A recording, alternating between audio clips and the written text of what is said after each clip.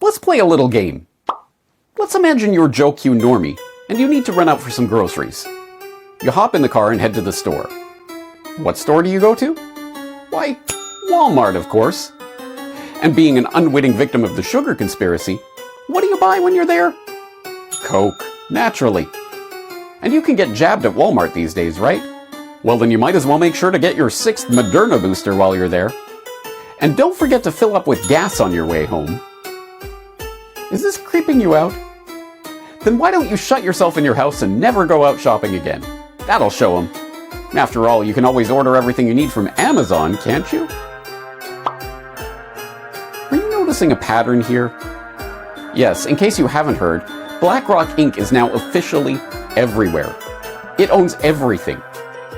Sadly for us, however, the creepy corporate claws of the BlackRock beast aren't content simply to clutch onto a near plurality of the shares of every major corporation in the world. No. BlackRock is now digging its talons in even further and flexing its muscles, putting that inconceivable wealth and influence to use by completely reordering the economy, creating scamdemics, and shaping the course of civilization in the process. Let's face it, if you're not concerned about the power BlackRock wields over the world by this point, then you're not paying attention. But don't worry if all of this is news to you. Most people have no idea where this investment giant came from, how it clawed its way to the top of the Wall Street dogpile, or what it has planned for your future. Let's fill in that gap in public understanding. I'm James Corbett of the Corbett Report, and today you're going to learn the story of how BlackRock conquered the world.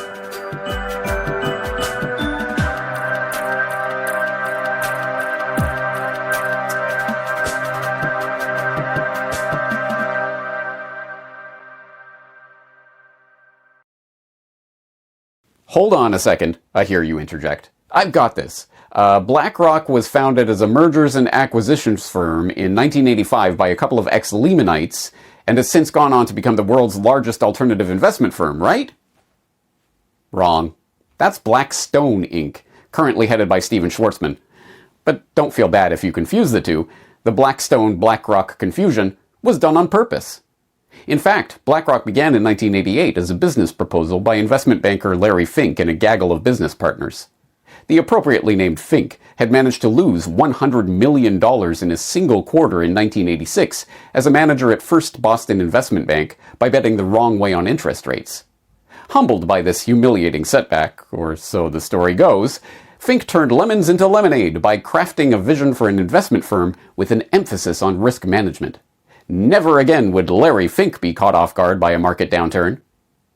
Fink assembled some partners and brought his proposal to Blackstone co-founders, Pete Peterson and Stephen Schwarzman, who liked the idea so much that they agreed to extend Fink a $5 million line of credit in exchange for a 50% share in the business. Originally named Blackstone Financial Management, Fink's operation was turning a nice profit within months, had quadrupled the value of its assets in 1 year, and had grown the value of its portfolio under management to $17 billion by 1992. Now firmly established as a viable business in its own right, Schwarzman and Fink began musing about spinning the firm off from Blackstone and taking it public. Schwarzman suggested giving the newly independent company a name with Black in it, as a nod to its Blackstone origins, and Fink, taking roguish delight in the inevitable confusion and annoyance such a move would cause, proposed the name BlackRock. So Larry and I were sitting down, and he said, what do you think about, sort of having a family name, with Black in it? And I said, I think that's a good idea. And I think it was, he put on the table either Black Pebble or Black Rock. So he said, if we do something like this, all of our people will kill us. The two evidently share the same sense of humor. There is a little confusion between the companies, Schwarzman now concedes, and every time that happens, I get a real chuckle. But a shared taste for causing unnecessary confusion was not enough to keep the partners together. By 1994, the two had fallen out over compensation for new hires, or perhaps due to distress over Schwarzman's ongoing divorce, depending who's telling the story, and Schwarzman sold Blackstone's holdings in BlackRock for a mere $240 million. That was certainly a heroic mistake, Schwartzman admits. Having made the split with Blackstone and established BlackRock as its own entity, Fink was firmly on the path that would lead to his company becoming the globe-bestriding financial colossus that it is today. In 1999, with its assets under management standing at $165 billion, BlackRock went public on the New York Stock Exchange at $14 per share. Expanding its services into analytics and risk management with its proprietary Aladdin Enterprise Investment System, more on which later, the firm acquired mutual fund company State Street Research and Management in 2004, merged with Merrill Lynch Investment Management, MLIM, in 2006, and bought Seattle-based Quellos Group's Fund of Hedge Funds business in 2007, bringing the total value of assets under BlackRock management to over $1 trillion. But it was the global financial crisis of 2007-2008 that catapulted BlackRock to its current position of financial dominance. Just ask Heike Buchter, the German correspondent who literally wrote the book on BlackRock. Prior to the financial crisis, I was not even familiar with the name. But in the years after the Lehman Brothers collapse in 2008, BlackRock appeared everywhere. Everywhere, Buchter told German news outlet DW in 2015. Even before the Bear Stearns fiasco materialized into the Lehman Brothers collapse and the full-on financial bloodbath of September 2008, Wall Street was collectively turning to BlackRock for help. AIG, Lehman Brothers, Fannie Mae, and Freddie Mac had all hired the firm to comb through their spiraling mess of credit obligations in the months before the meltdown. BlackRock was perceived to be the only firm that could sort through the dizzying math behind the complicated debt swaps and exotic financial instruments underlying the tottering financial system, and many Wall Street kingpins had Fink on speed dial as panic began to grip the markets. I think of it like Ghostbusters. When you have a problem, who are you going to call? BlackRock, UBS Managing Director Terence Keeley told CNN at the time. And why wouldn't they trust Fink to pick through the mess of the subprime mortgage meltdown? After all, he was the one who helped launch the whole toxic subprime mortgage industry in the first place. Oh, did I forget to mention that? Remember the whole losing his job because he lost $100 million for First Boston in 1986 thing? That came just 3 years after Fink had made billions for the bank's customers by constructing his first collateralized mortgage obligation, CMO, and almost single-handedly created the subprime mortgage market that would fail so spectacularly in 2008. Started First Boston in 1976. I was the first Freddie Mac bond trader. And so the mortgage market was just at its infancy. And then in 1982, we had the ability to put a PC on our trading desk. Before that, you had no ability to put a computer on a trading desk. And it was very clear to me that if we could have computing power on the trading desk, we were going to have the ability to dissect cash flows of mortgages. That led in 1983 to the first carving up a mortgage into different tranches, and so we created the first CMO. So depending how you look at it, Fink was either the perfect guy to have in charge of sorting out the mess that his CMO monstrosity had created, or the first Fink who should have gone to jail for it. Guess which way the US government chose to see it? Yeah, you guessed right. They saw Fink as their savior, of course. Specifically, the US government turned to BlackRock for help, with beleaguered U.S. Treasury Secretary Timothy Geithner personally consulting Larry Fink no less than 49 times over the course of the 18-month crisis. Lest there be any doubt who was calling the shots in that relationship, when Geithner was on the ropes and his position as Secretary of the Treasury was in jeopardy at the end of Obama's first term, Fink's name was on the short list of those who were being considered to replace him. The Federal Reserve, too, put its faith in BlackRock, turning to the company for assistance in administering the 2008 bailouts. Ultimately, BlackRock ended up playing a role in the $30 billion financing of the sale of Bear Stearns to JP Morgan, the $180 billion bailout of AIG, and the $45 billion rescue of Citigroup. When the dust finally settled on Wall Street after the Lehman Brothers collapse, there was little doubt who was sitting on top of the dust pile: BlackRock. The only question was how they would parlay their growing wealth and financial clout into real-world political power. For Fink, the answer was obvious. move from the petty crime of high finance into the criminal big leagues of government. Accordingly, throughout the last decade, he has spent his time building up BlackRock's political influence until it has become, as even Bloomberg admits, the de facto fourth branch of government. When BlackRock executives managed to get their hands on a confidential Federal Reserve PowerPoint presentation threatening to subject BlackRock to the same regulatory regime as the big banks, the Wall Street behemoth spent millions successfully lobbying the government to drop the proposal. But lobbying the government is a roundabout way to get what you want. As any good financial guru will tell you, it's far more cost-efficient to make sure that no troublesome regulations are imposed in the first place.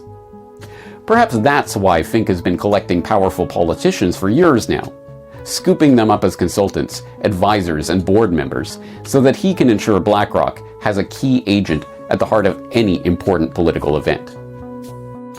As William Engdahl details in his own expose of BlackRock, BlackRock founder and CEO Larry Fink is clearly interested in buying influence globally.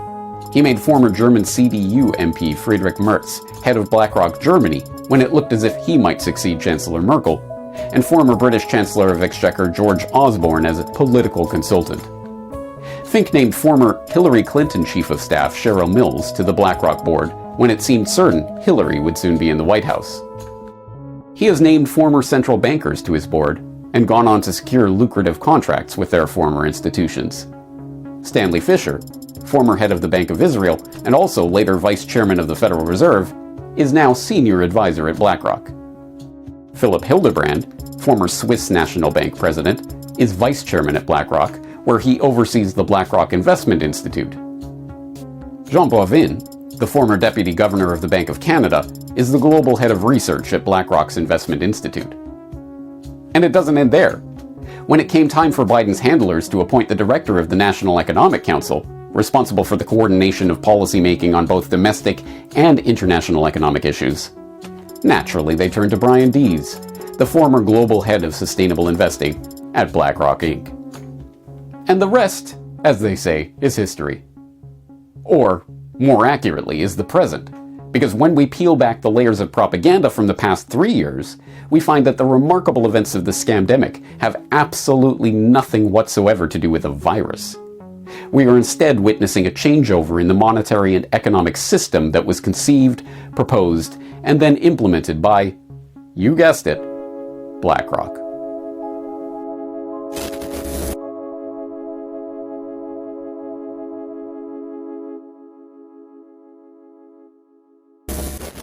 Historians of the future will no doubt note 2019 as the year that BlackRock began its takeover of the planet in earnest.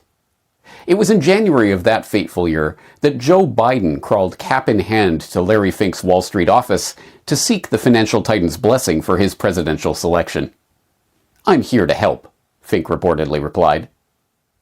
Then, on August 22nd of 2019, Larry Fink joined such illustrious figures as Al Climate Conman Gore, Christia Account-Freezing Freeland, Mark G. Fans Carney, and the man himself, Klaus Bondvillain Schwab, on the World Economic Forum's Board of Trustees, an organization which, the WEF informs us, serves as the guardian of the World Economic Forum's mission and values. But which values are those, precisely, you might ask, and what does Yo-Yo Ma have to do with it? It was another event that took place on August 22nd, 2019, however, that captures our attention today. As it turns out, August 22nd was not only the date that Fink achieved his globalist knighthood on the WEF board, it was also the date that the financial coup d'etat, later erroneously referred to as a pandemic, actually began. In order to understand what happened that day, however, we need to take a moment to understand the structure of the US monetary system. You see, greatly oversimplifying things for ease of understanding, there are actually two types of money in the banking system. There's bank money, the money that you and I use to transact in the real economy, and there's reserve money, the money that banks keep on deposit at the Federal Reserve. These two types of money circulate in two separate monetary circuits, sometimes referred to as the retail circuit, bank money, and the wholesale circuit, reserve money. In order to get a handle on what this actually means, I highly suggest you check out John Titus's indispensable videos on the subject, notably, Mummy, Where Does Money Come From? And Wherefore Art Thou Reserves, and Larry and Karsten's excellent Pandemic, where he explains the split-circuit monetary system.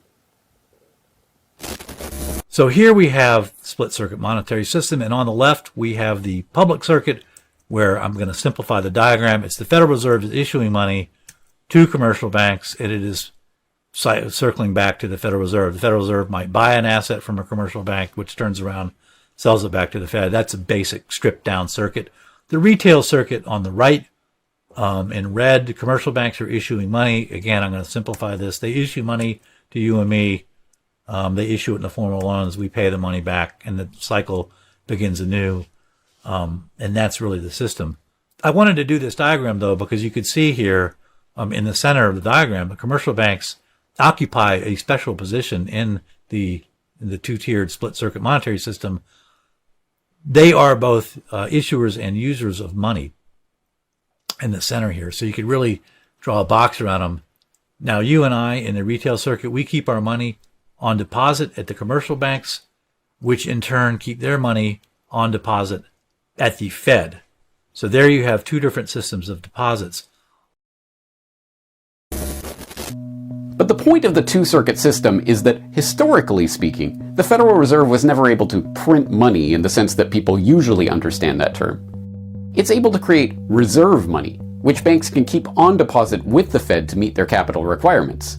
The more reserves they have parked at the Fed, the more bank money they're allowed to conjure into existence and lend out into the real economy.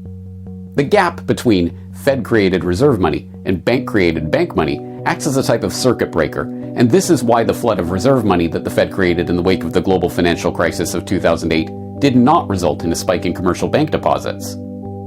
But all that changed 3 years ago.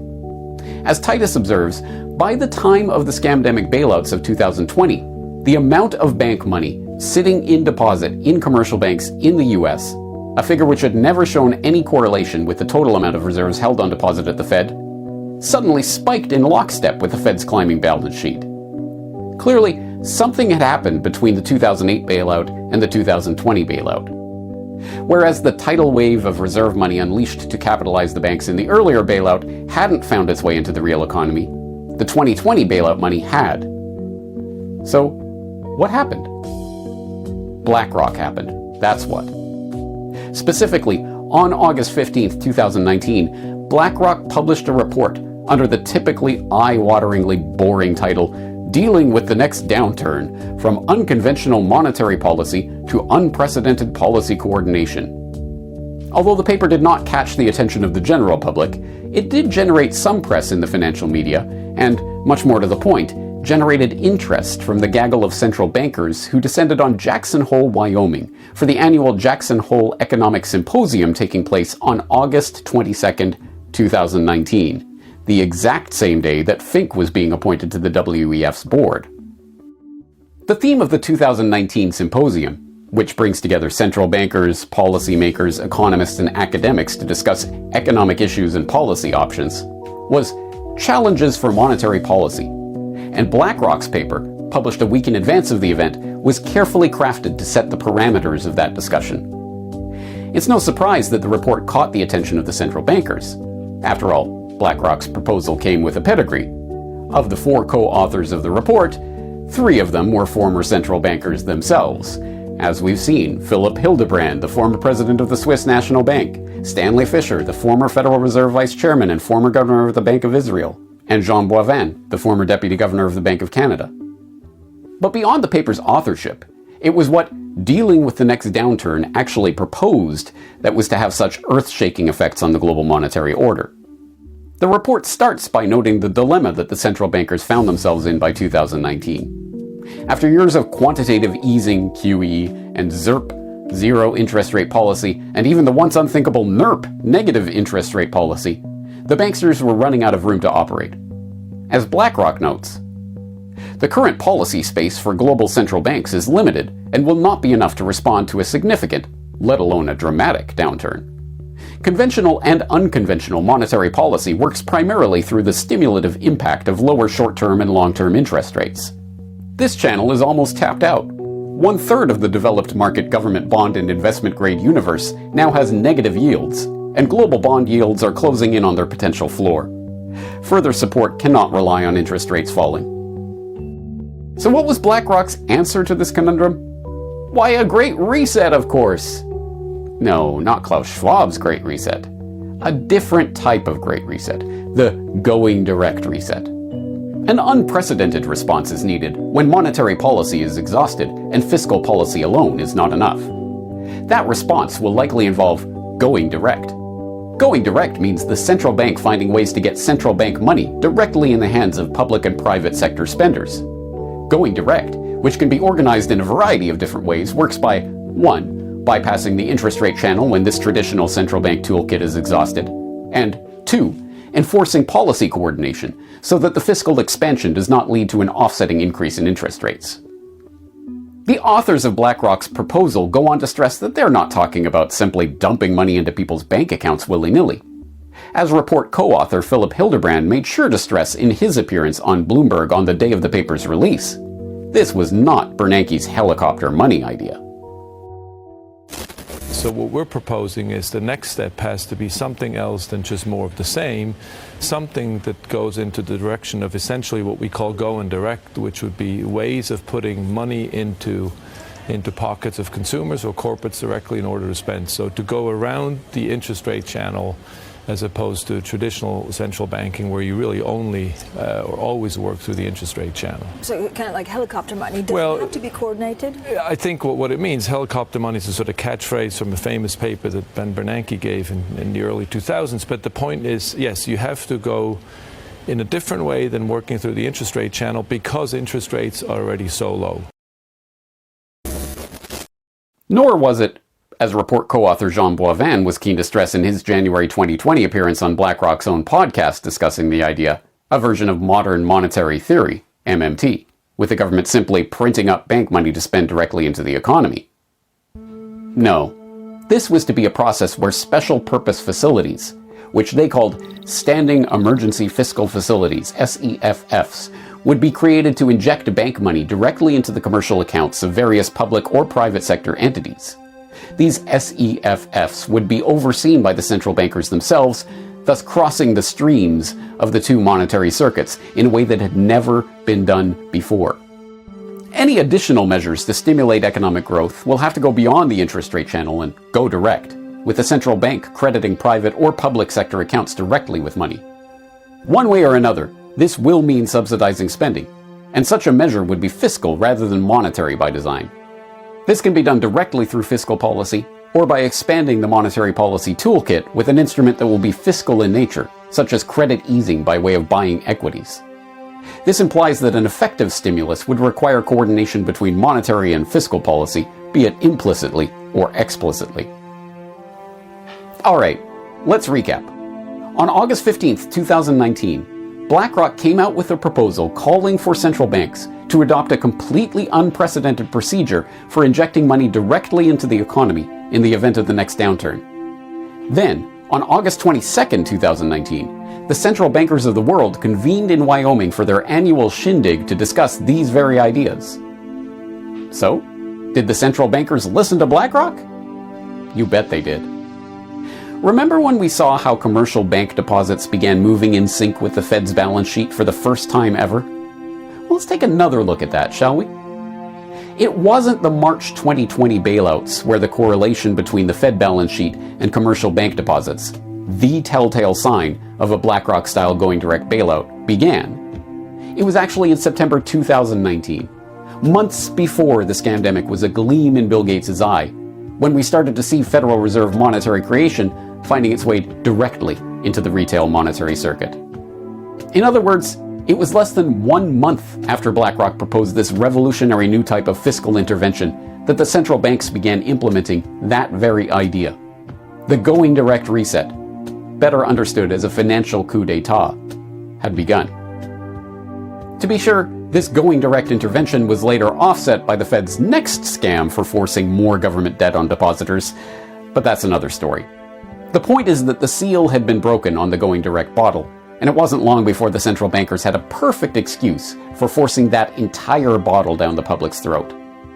What we were told was a pandemic was in fact, on the financial level, just an excuse for an absolutely unprecedented pumping of trillions of dollars from the Fed directly into the economy. The story of precisely how the going direct reset was implemented during the 2020 bailouts is a fascinating one, and I would encourage you to dive down that rabbit hole if you're interested. But for today's purposes, it's sufficient to understand what the central bankers got out of the going direct reset.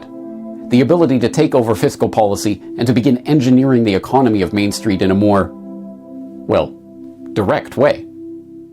But what did BlackRock get out of this, you ask? Well, when it came time to decide who to call in to manage the scamdemic bailout scheme, guess who the Fed turned to? If you guessed BlackRock, then sadly, you're exactly right. Yes, in March 2020, the Federal Reserve hired BlackRock to manage 3 separate bailout programs: its commercial mortgage-backed securities program, its purchases of newly issued corporate bonds, and its purchases of existing investment-grade bonds and credit ETFs. To be sure, this bailout bonanza wasn't just another excuse for BlackRock to gain access to the government purse and distribute funds to businesses in its own portfolio, though it certainly was that. And it wasn't just another emergency where the chairman of the Federal Reserve had to put Larry Fink on speed dial, not simply to shower BlackRock with no-bid contracts, but to manage his own portfolio, although it certainly was that too. It was also a convenient excuse for BlackRock to bail out one of its own most valuable assets, iShares, the collection of exchange-traded funds, ETFs, that it acquired from Barclays for $13.5 billion in 2009, and that had ballooned to a $1.9 trillion juggernaut by 2020. As Pam and Russ Martins, who've been on the BlackRock beat at their Wall Street on Parade blog for years now, detailed in their article on the subject, BlackRock is bailing out its ETFs with Fed money and taxpayers eating losses. BlackRock is being allowed by the Fed to buy its own corporate bond ETFs as part of the Fed program to prop up the corporate bond market. According to a report in Institutional Investor on Monday, BlackRock, on behalf of the Fed, bought $1.58 billion in investment-grade and high-yield ETFs from May 12th to May 19th, with BlackRock's iShares funds representing 48% of the $1.307 billion market value at the end of that period, ETFGI said in a May 30th report. No-bid contracts and buying up your own products? What could possibly be wrong with that? The numbers speak for themselves. After BlackRock was allowed to bail out its own ETF funds with the Fed's newly minted going direct funny money, iShares surged yet again, surpassing $3 trillion in assets under management last year. But it wasn't just the Fed that was rolling out the red carpet for BlackRock to implement the very bailout plan that BlackRock created. Banksters from around the world were positively falling over themselves to get BlackRock to manage their market interventions. In April 2020, the Bank of Canada announced that it was hiring, who else? BlackRock's Financial Markets Advisory, FMA, to help manage its own $10 billion corporate bond buying program. Then, in May 2020, the Swedish central bank, the Riksbank, also hired BlackRock as an external consultant to conduct an analysis of the Swedish corporate bonds market and an assessment of possible design options for a potential corporate bonds asset purchase program. As we saw earlier, the global financial crisis had put BlackRock on the map, establishing the firm's dominance on the world stage and catapulting Larry Fink to the status of Wall Street royalty. With the 2020 going direct reset, however, BlackRock had truly conquered the world. It was now dictating central bank interventions and then acting in every conceivable role and in direct violation of conflict of interest rules, acting as consultant and advisor, as manager, as buyer, as seller, and as investor, with both the Fed and the very banks, corporations, pension funds, and other entities it was bailing out. Yes, with the advent of the scamdemic, BlackRock had cemented its position as the company that owns the world. But yet again, we are left with the same nagging question. What is BlackRock seeking to do with this power? What is it capable of doing? And what are the aims of Fink and his fellow travelers? Let's find out.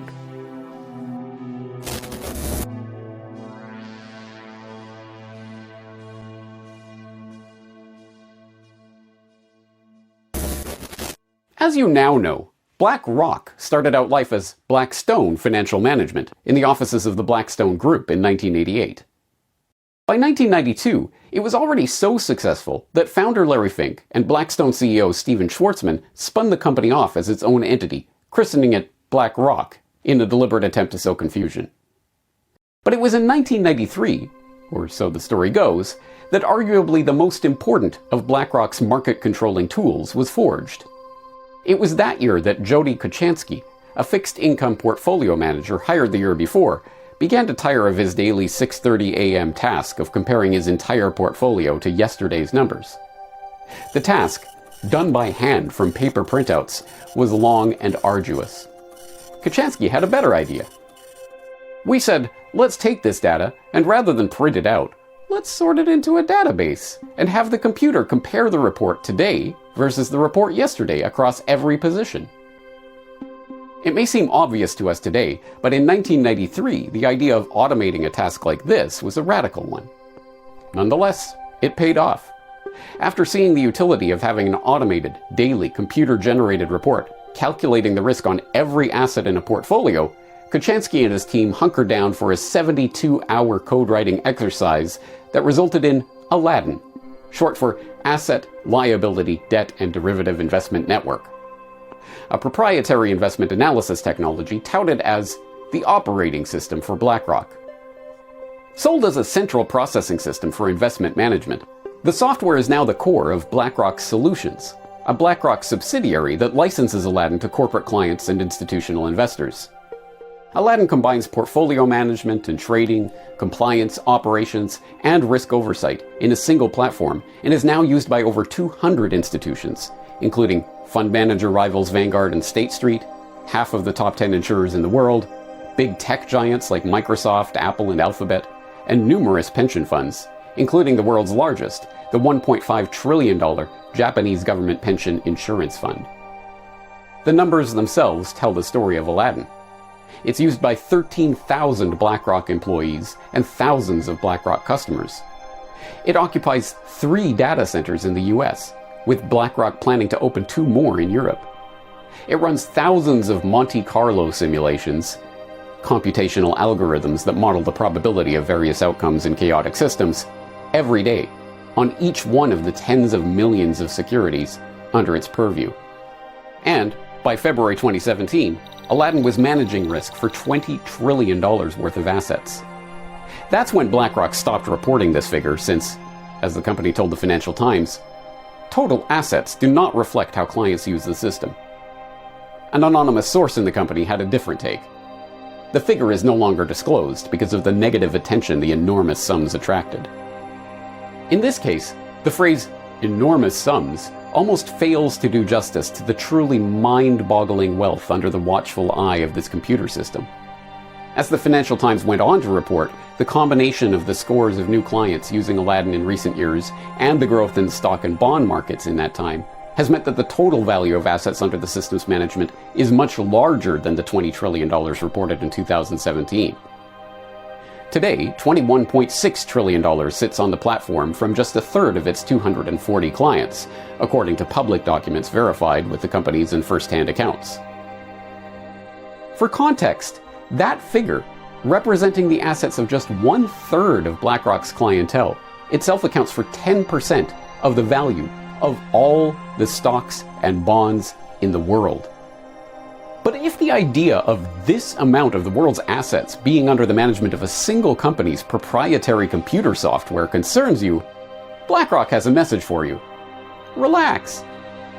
The official line is that Aladdin only calculates risk. It doesn't tell asset managers what to buy or sell.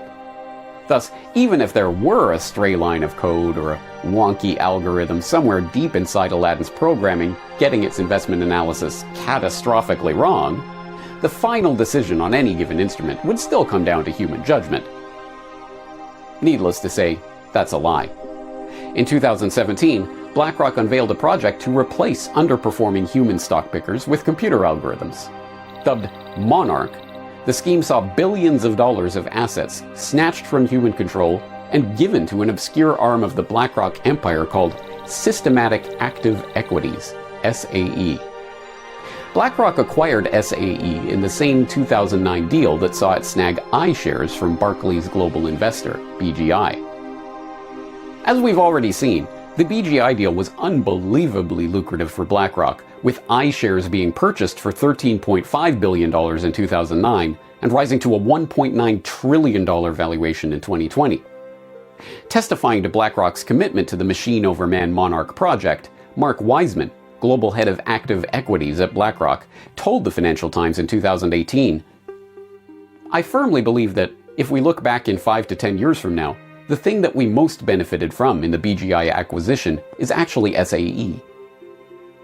Even the New York Times was reporting at the time of the launch of the Monarch operation that Larry Fink had, quote, cast his lot with the machines, and that BlackRock had, quote, laid out an ambitious plan to consolidate a large number of actively managed mutual funds with peers that rely more on algorithms and models to pick stocks.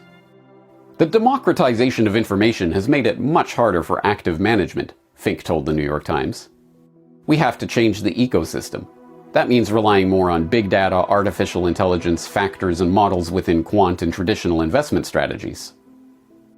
Lest there be any doubt about BlackRock's commitment to this anti-human agenda, the company doubled down in 2018 with the creation of AI Labs, which is, quote, composed of researchers, data scientists, and engineers, and works to, quote, develop methods to solve their hardest technical problems and advance the fields of finance and AI.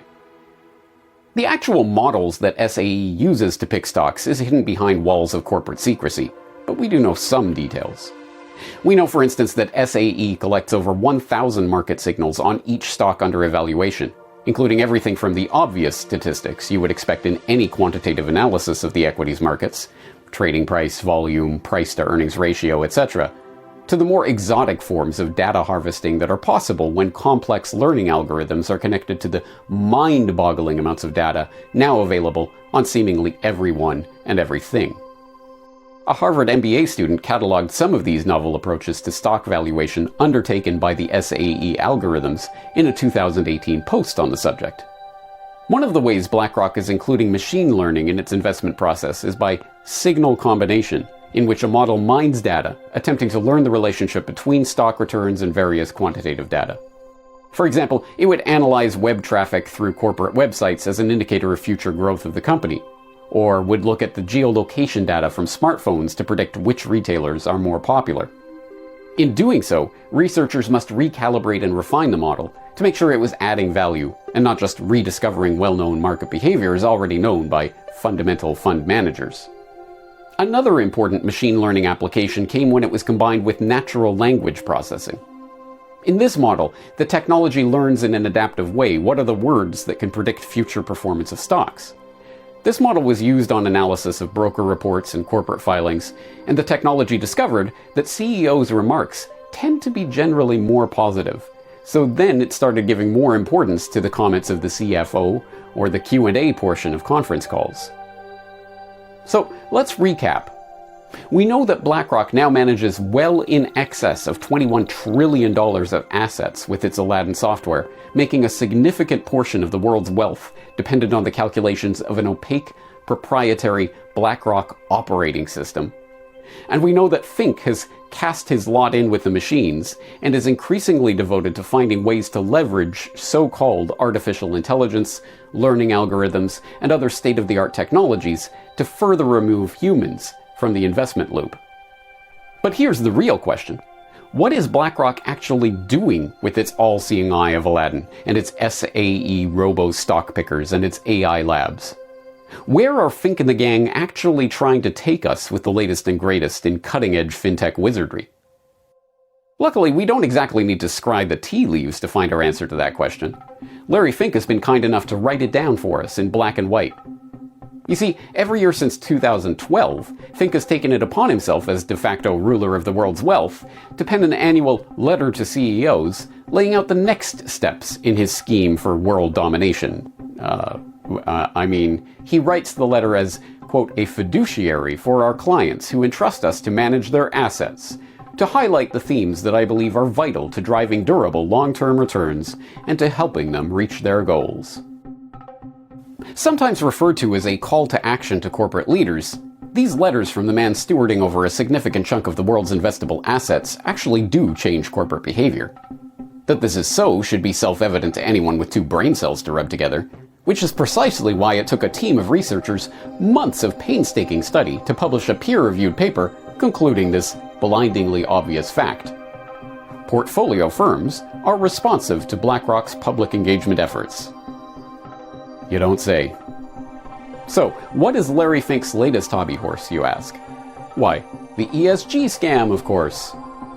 That's right, Fink used his 2022 letter to harangue his captive audience of corporate chieftains about the power of capitalism, by which he means the power of capitalism to more perfectly control human behavior in the name of sustainability. Specifically, it's been 2 years since I wrote that climate risk is investment risk, and in that short period, we have seen a tectonic shift of capital. Sustainable investments have now reached $4 trillion. Actions and ambitions towards decarbonization have also increased. This is just the beginning. The tectonic shift towards sustainable investing is still accelerating. Whether it is capital being deployed into new ventures focused on energy innovation, or capital transferring from traditional indexes into more customized portfolios and products, we will see more money in motion. Every company and every industry will be transformed by the transition to a net zero world. The question is, will you lead or will you be led? Ooh, I want to lead, Larry. Pick me. But please tell me how I can lead my company into this brave new net zero world order. Stakeholder capitalism is all about delivering long-term, durable returns for shareholders. And transparency around your company's planning for a net zero world is an important element of that. But it's just one of many disclosures we and other investors ask companies to make. As stewards of our clients' capital, we ask businesses to demonstrate how they're going to deliver on their responsibility to shareholders, including through sound environmental, social, and governance practices and policies. Yes, to the surprise of absolutely no one, Larry Fink has signed BlackRock on to the multi-trillion-dollar scam that is environmental, social, and governance practices and policies, better known as ESG. For those who don't know about ESG yet, they might want to get up to speed on the topic with my presentation earlier this year on ESG and the Big Oil Conspiracy. Or they can read the summary of the ESG scam by Ian Davis in his article on the globalization of the commons, aka the financialization of nature through so-called natural asset corporations. This will be achieved using stakeholder capitalism metrics. Assets will be rated using ESG benchmarks for sustainable business performance. Any business requiring market finance, perhaps through issuing climate bonds, or maybe green bonds for European ventures, will need those bonds to have a healthy ESG rating. A low ESG rating will deter investors, preventing a project or business venture from getting off the ground. A high ESG rating will see investors rush to put their money in projects that are backed by international agreements. In combination, financial initiatives like NACs and ESGs are converting SDGs into market regulations. In other words, ESG is a set of phony baloney metrics that are being cooked up by globalist think tanks and would-be ruling councils, like the World Economic Forum, to serve as a type of social credit system for corporations. If corporations fail to toe the line when it comes to globalist policies of the moment, whether that's committing to industry-destroying net zero or even absolute zero commitments, or debanking thought criminals, or anything else that may be on the globalist checklist, their ESG rating will take a hit. So what? You may ask. What does an ESG rating have to do with the price of tea in China, and why would any CEO care? The so what here is that, as Fink signals in his latest letter, BlackRock will be putting ESG reporting and compliance in its basket of considerations when choosing which stocks and bonds to invest in and which ones to pass over. And Fink is not alone. There are now 291 signatories to the Net Zero Asset Managers Initiative, an international group of asset managers committed to supporting the goal of net zero greenhouse gas emissions by 2050 or sooner. They include BlackRock, Vanguard, State Street, and a slew of other companies collectively managing $66 trillion of assets. In plain English, BlackRock and its fellow globalist investment firms are leveraging their power as asset managers to begin shaping the corporate world in their image and bending corporations to their will. And, in case you were wondering, yes, this is tied into the AI agenda as well. In 2020, BlackRock announced the launch of a new module to its automated Aladdin system, Aladdin Climate. Aladdin Climate is the first software application to offer investors measures of both the physical risk of climate change and the transition risk to a low-carbon economy on portfolios with climate-adjusted security valuations and risk metrics. Using Aladdin Climate, investors can now analyze climate risk and opportunities at the security level and measure the impact of policy changes, technology, and energy supply on specific investments. To get a sense of what a world directed by digital overlords at the behest of the ESG agenda might look like, we simply need to turn to the ongoing conflict in Ukraine. As Fink wrote in his letter to shareholders earlier this year, finally, a less discussed aspect of the war is its potential impact on accelerating digital currencies. The war will prompt countries to reevaluate their currency dependencies. Even before the war, several governments were looking to play a more active role in digital currencies and define the regulatory frameworks under which they operate. The US Central Bank, for example, recently launched a study to examine the potential implications of a US digital dollar. A global digital payment system, thoughtfully designed, can enhance the settlement of international transactions while reducing the risk of money laundering and corruption. Digital currencies can also help bring down costs of cross-border payments, for example when expatriate workers send earnings back to their families. As we see increasing interest from our clients, BlackRock is studying digital currencies, stablecoins, and the underlying technologies to understand how they can help us serve our clients. The future of the world, according to BlackRock, is now coming fully into view. It is a world in which unaccountable computer learning algorithms automatically direct investments of the world's largest institutions into the coffers of those who play ball with the demands of Fink and his fellow travelers. It's a world in which transactions will be increasingly digital, with every transaction being data mined for the financial benefits of the algorithmic overlords at BlackRock. And it's a world in which corporations that refuse to go along with the agenda will be ESG de-ranked into oblivion, and individuals who present resistance will have their CBDC wallets shut off. The transition of BlackRock from a mere investment firm into a financial, political, and technological colossus that has the power to direct the course of human civilization is almost complete. Meet Serge Varley, a recruiter at BlackRock. Let me tell you, it's not through who's the president. It's who's controlling the wallet. So it's And who's that? the hedge funds, BlackRock, the banks. These guys contain financing. Yep, you can buy your candidates. And obviously, we have this system in place. First, there's the senators, and these guys are cheap. You got 10 grand, you can buy a senator. I can give you 500K right now, no questions asked. Yeah. I'm gonna do what needs to be done. Does everybody do that? Does BlackRock do that? It doesn't matter who wins. You're still right. They're in my pocket at this point.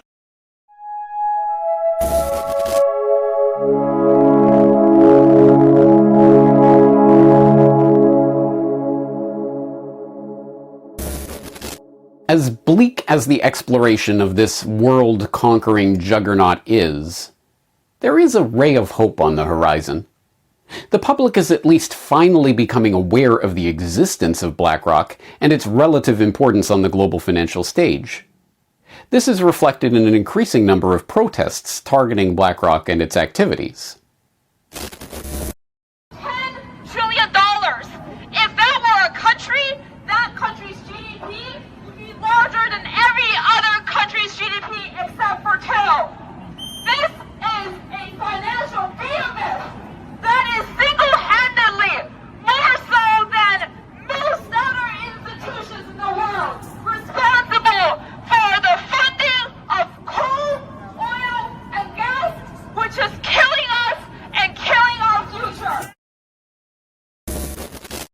Keen-eyed observers may note, however, that these protests are not against the BlackRock agenda that I've been laying out here. On the contrary, they are for that agenda. These protesters' main gripe seems to be that Fink and BlackRock are engaged in greenwashing, and that the megacorporation is actually more interested in its bottom line than in saving Mother Earth. Well, duh.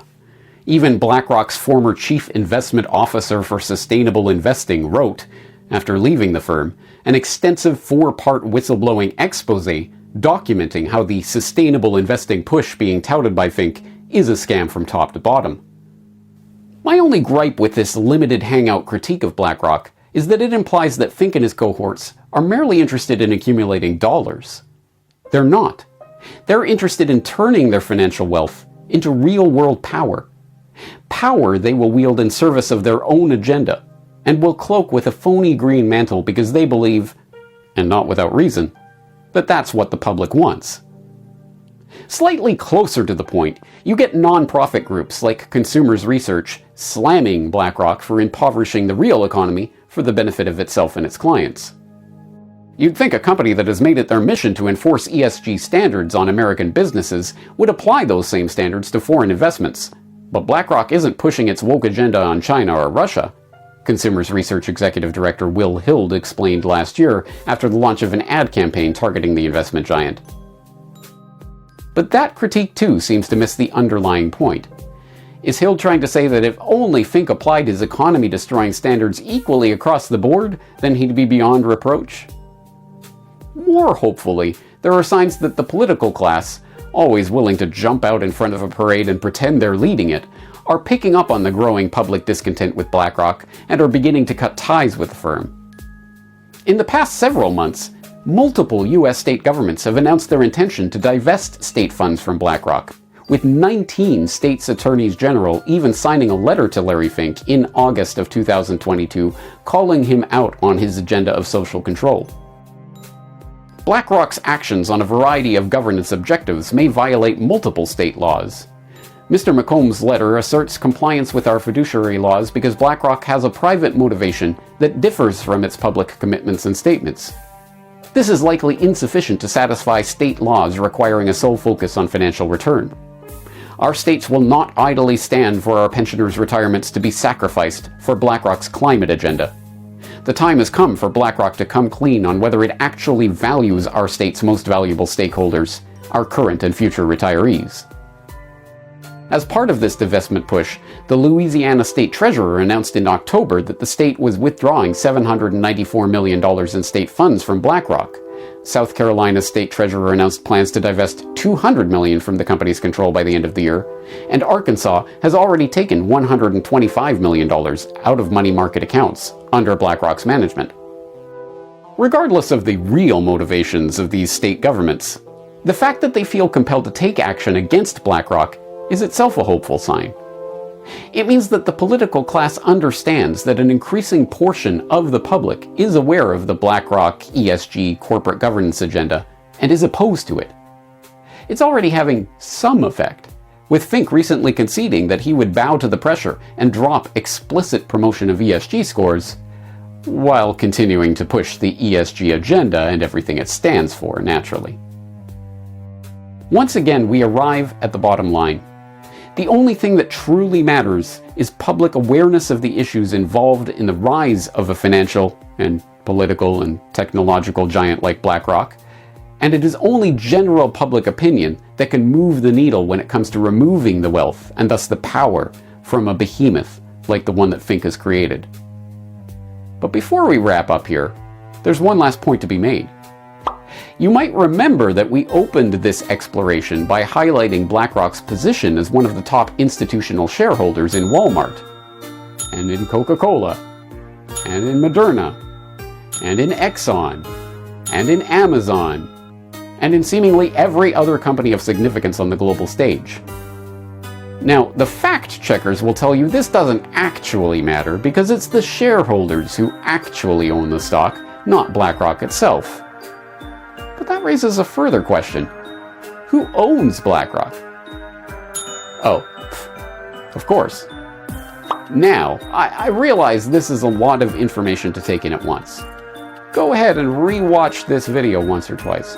Follow some of the many links contained herein to better familiarize yourself with this material. Share these reports with others. But if after taking all of this in, you find yourself looking back over these top institutional holders lists and saying, hey, wait, who's the Vanguard Group? Well then, I'd say you're starting to get it. Good job. So, who is the Vanguard Group? It's an excellent question, and one that I'll be answering in the next edition of the Corbett Report subscriber newsletter. I hope you're there for the answer.